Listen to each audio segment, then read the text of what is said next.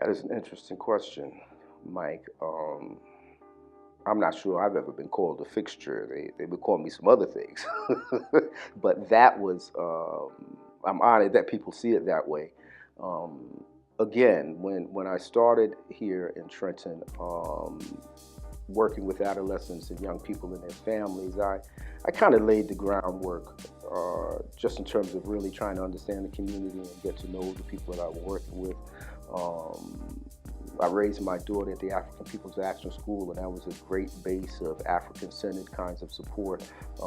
Particularly at that time, we were very interested in that as a safe space for our child, a social milieu where we could meet some of her cultural and heritage needs. Um, I'm not necessarily in the same place as far as Afrocentricity is concerned, but I definitely acknowledge it as a necessary precursor, if you will, for Black people to have a better perspective on their ability to understand the world, to manage some of the different issues that they're faced with, particularly here in America, where our psyches are assaulted, where our integrity is assaulted, where our very humanity and personhood is assaulted. While I don't necessarily see Black nationalism as the prerequisite to our empowerment, because the world is global now, and the prerequisite to Black empowerment is that Black people all over the world are talking to one another, or communicating with one another, or figuring out social ways, so using social media and social platforms as a way to get to know each other better, and having a clear understanding of who they are in terms of world history and all of what that means.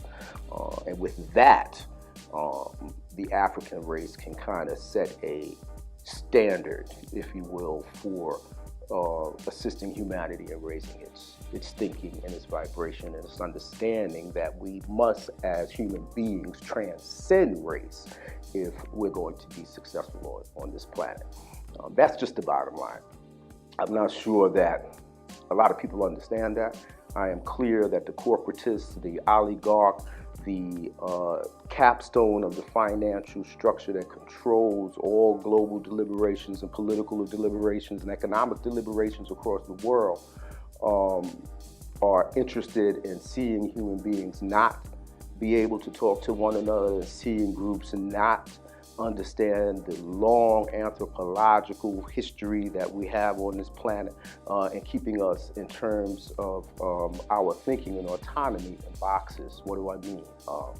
Religious boxes, political boxes, race boxes that impede, if you will, our ability to talk to one another and figure out how to have enough for everyone on a planet that is capable of providing enough for everyone, and talking to each other across the world about how we build sustainable systems to take care of the people who live here in a way that makes sense, so that not so many have little and so few have all.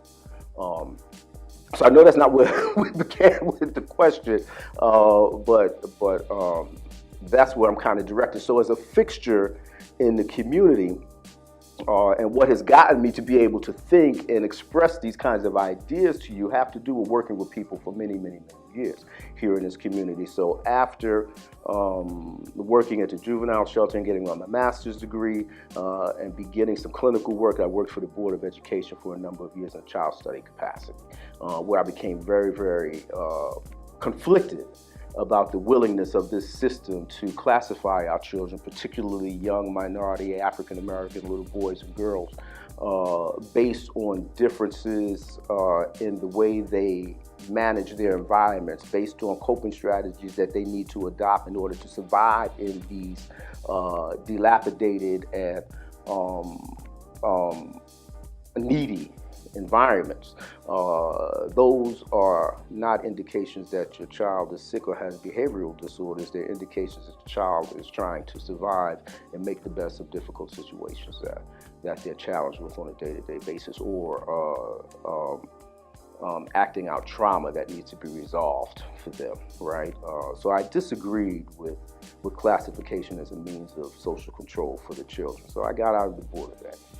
I went to work for the city of Trenton for a number of years in a program analyst capacity before I got involved in the private business sector. And I was confronted with much of the same thing. We have a political environment here in the city of Trenton that is been supported and bamboozled, if you will, with the need to belong to a certain type of clique, to offer loyalty in return for exchange of favors, nepotism, patronism, patronism, I just say that right. And cronyism, I like to call it, is a very prominent things that go on here in the city that have been bred by a certain culture. And while I enjoyed working for the city of Trenton, I wasn't prepared to sell my soul for a paycheck. I wasn't prepared to limit my voice and my belief system and the different things that I thought were important in terms of being able to empower poor people who live in the city, regardless of race or creed, so that they might be able to improve their quality of life. So after a couple of years of that, I found myself beating my head against the wall with the leadership, and I decided to get out of that. So those are the springboards, if you will, that I use to build a reputation here in the community. I think, of my own fault that to some degree over the years that reputation kind of suffered a little bit. Sometimes we make poor decisions, sometimes we do things that are not in our best interest or in the best interest of the people that we're close to, right? And that makes a difference in your ability to forge forward. That's even more important to me when you frame my contribution here as a fixture, and that people are looking at it that way.